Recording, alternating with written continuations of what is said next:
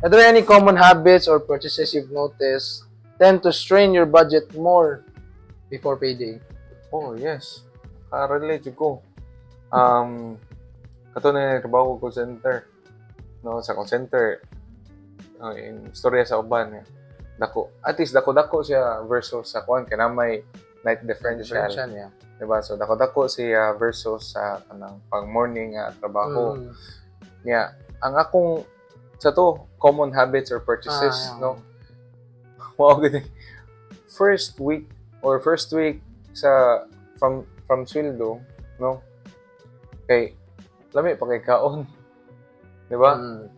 Pero nagkadugay before maabot sweldo, adto nagkaon lang kag noodles, kaon kag chomay. Wala ni less na imong kuan. Kay nahurot naman may sakto nga money management. Yeah. Oo.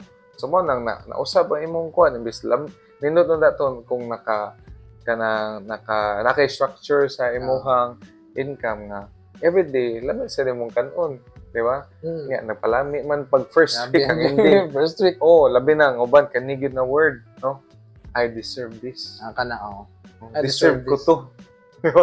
Deserve ko to sama na sa mga like mag-Jollibee, magkuyog ng mga kauban, mga unta na or days before your payday, daghan kay mong nauna ba?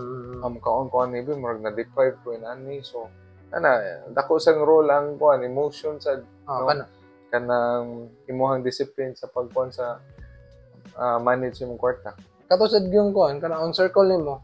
Nakanda bitong mga god, mga unta dito. Daghan kayo so na. Kanang buffet, no? Buffet now, cry later. Deserve ko to. Ano deserve sa bitay no. Buffet now, pass mo later.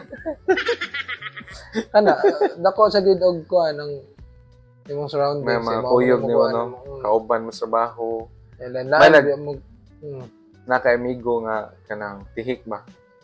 No, natumngan kag amigo nga tihik. Bay, ani na kagkaon dira bay. Napakoy gitiguman. So, ikaw, amigo mo, madani. Sige.